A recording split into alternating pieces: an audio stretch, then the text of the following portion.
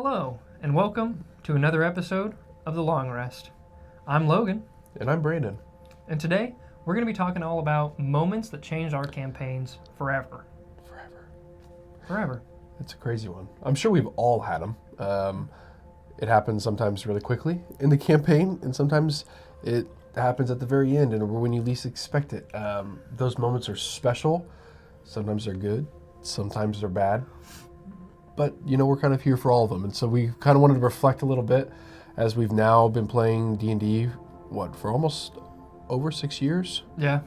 And pretty commonly, I would say. Yeah. Oh, yeah. Kind of what it seems maybe more common than most people. We play, is it safe to say, at least 3 to 4 times a month. So, I'm in 3 campaigns personally. That's right. Who am I kidding? Let's just push that one aside. I pretty much have at least one D&D game a week, if not sometimes 3. That is true. But yeah, there are so many moments that are pivotal to individual campaigns that even just change the way your friend groups play D&D. Yeah. Bigger than the table, bigger than everybody sitting around. Oh, yeah. Yeah. I think the thing that changes the most memorables, is the very first player character death that you experience as a group. Yeah. Yeah. I remember in our first solid campaign that we were all around the table for, we had an individual, the player's character's name was Kelvin. And Kelvin got disintegrated by a beholder. And it was tough because the situation was very rare that everybody had walked out of the room, and in the last second, Kelvin got smoked, and so nobody knew. There was some Feywild energy leaving back from the plane that affected some remembering, and oh my gosh, it was.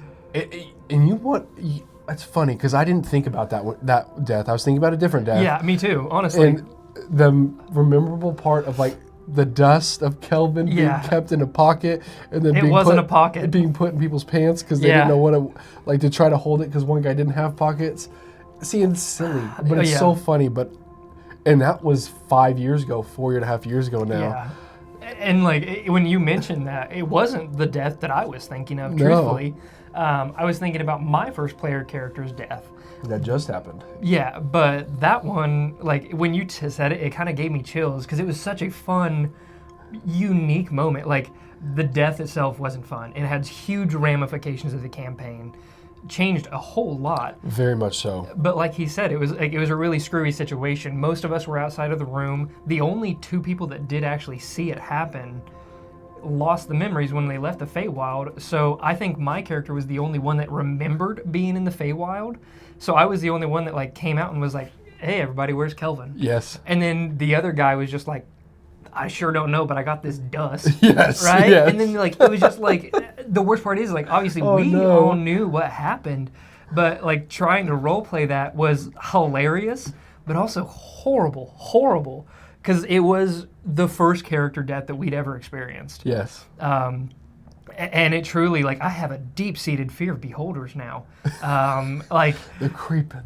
Just good golly, it was horrible. We fought so many beholders that campaign, and I think every single fight that we had with them, the stakes were just as high. Yeah, there was definitely a little arc there, and I think it definitely put a precedence on life. After that moment. It did. And it was one of those really cool moments that lasted. It was bigger than one session. It was bigger than that month. It lasted a long time. And we've even had discussions about it post-campaign at random times.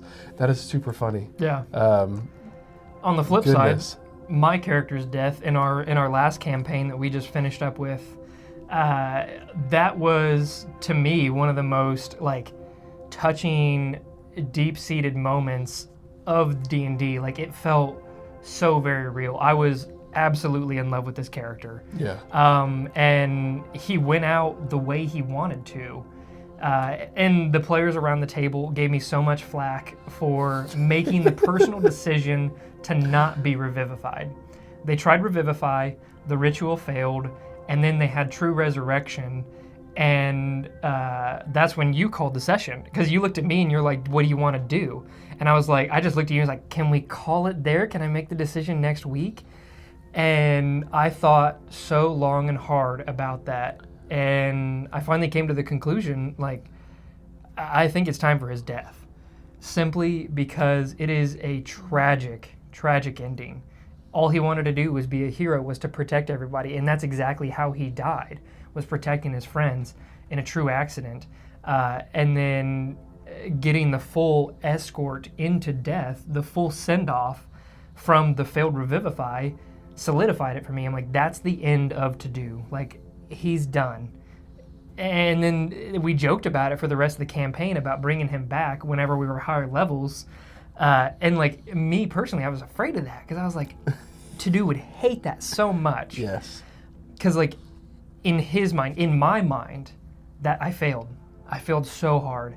And it changed the entire campaign because, of course, I had to come in with a new character, which changes the dynamic, which was also hilarious because my character was a druid, and he used to run a temple and like ran catacombs and everything. So he was very engrossed in death. And so it was just kind of funny because he was so blasé about To Do's death. He's like, man, that happens.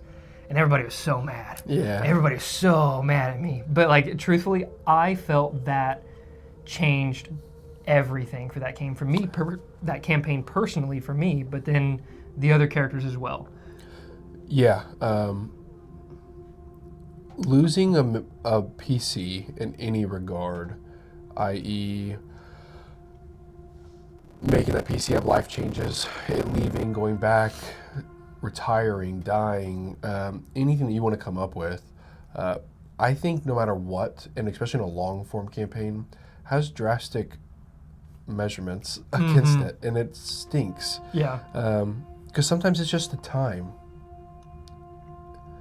Death is inevitable, and when a player feels it's right for their character to go out that way, or I had a character that I did leave a party, and I eventually came back, but he was younger, and he had rescued his family, and he was like, well, I need to go back to my family. Like, this is what I went out to do, and my mission succeeded.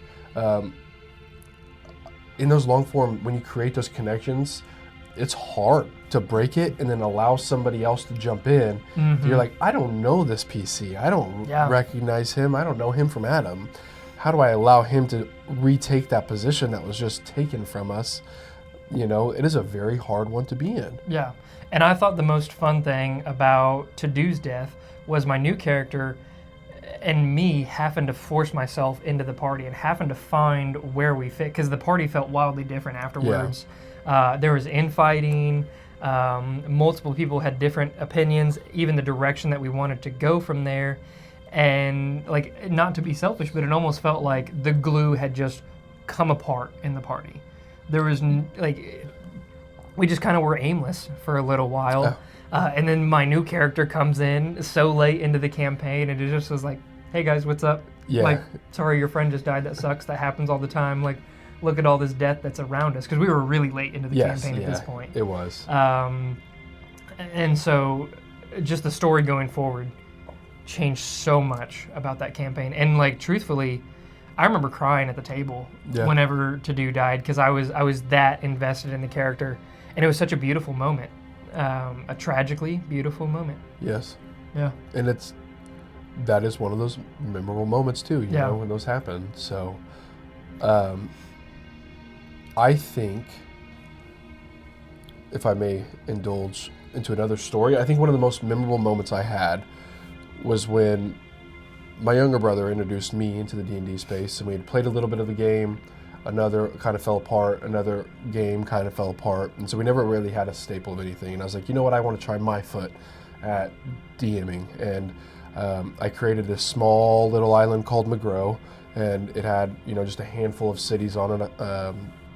It has 9 cities on it, and but not too big, smaller population. I was like, you know, I'm going to try this, and I was able to get my father into playing, and I started with one person, and then I slowly introduced another person, and then we introduced another person, and then slowly I introduced every single person that we played now in our home game. I had the opportunity, and I was lucky to have this opportunity to introduce them one by one into the game.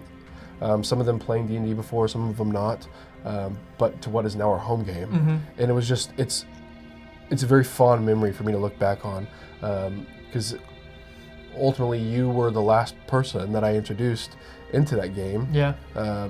Well, no, not technically.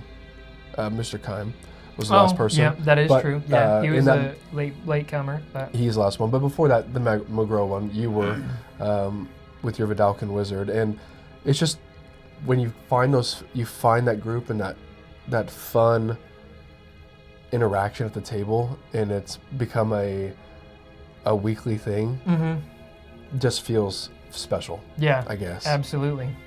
So not only do player character deaths change the game, but player introductions change the game. You know, we've grown so close as a group, just seeing each other every single week. It's relationships with each other that I never would have had if we were just sitting around eating dinner together. Those kind of emotions, those kind of interactions don't come up normally, which is what I truly love about D&D. Yes. It's a creative outlet, but it's also just an outlet to express yourself with your friends. Yeah. Yeah. I really think... Sorry, go ahead. No, go ahead. I was just going to say, it's funny that a game that we love can give you such fond memories of just sitting around a table. Yeah. You know? Yeah, absolutely. Being vulnerable and having fun and diving into something that a lot of people might not quite understand, but what it creates in the outcome is pretty special. Yeah, absolutely. And it also doesn't have to be as drastic as player introductions, player deaths. Changing the campaign could just be making a choice. You know, if we think about Critical Role, Essek is not a good guy in the slightest. But because of the party's interaction with that PC, he changed his whole MO. Like, the story, and Matt, the DM, admitted this, the story changed because of the way the players treated that one PC. Yeah. So just like think about all those little micro moments that in the moment flip by, but at the end of it, it shapes the entire campaign. And it's just little decisions like that you wouldn't even think about that are that important. Yeah. But they truly do make or break the campaign. And not even just make or break it, but just put it in a whole different path. Yeah, and they definitely make it to where you remember those special things when it's all said and done. Yeah. Oh, yeah. Absolutely. Well, I think that's kind of our little 2 cents. We kind of were just going down memory lane. Start of the year. Thought it'd be kind of a fun little conversation to have. So we would love to hear your favorite memorable moment. So please get down in the comments. But while you're down there, there's more at stake, isn't there? There's a lot more at stake there. As long as you comment down below, any comment. Any at all? Anything at all. Any at all. Comment down below and you'll get entered to win our giveaway right now going on. It's with a partnership with Bova Books. Yeah. They produce turtle tabs. It is a way to organize the D&D books. Let me reach over and grab one real While he quick. grabs them, they're each labeled. They're super awesome. They're very strong tabs. It makes it very easy. The alignment card that comes with them makes it super easy to put on. They're permanent once you put them on, but you do have a little bit of time frame to fix them. But they're awesome. And jumping into the 24 books, it's made it quite nice just to be able to look through. He's got the player's handbook here. We are going to be giving away a player's handbook and the Dungeon Master's Guide for 24 in this first giveaway. Yeah. And maybe there's more to come. Yeah, absolutely. So get in the comments. Let us know about your favorite pivotal moments to your campaign. Start a conversation. Guys, we'll see you soon. See you.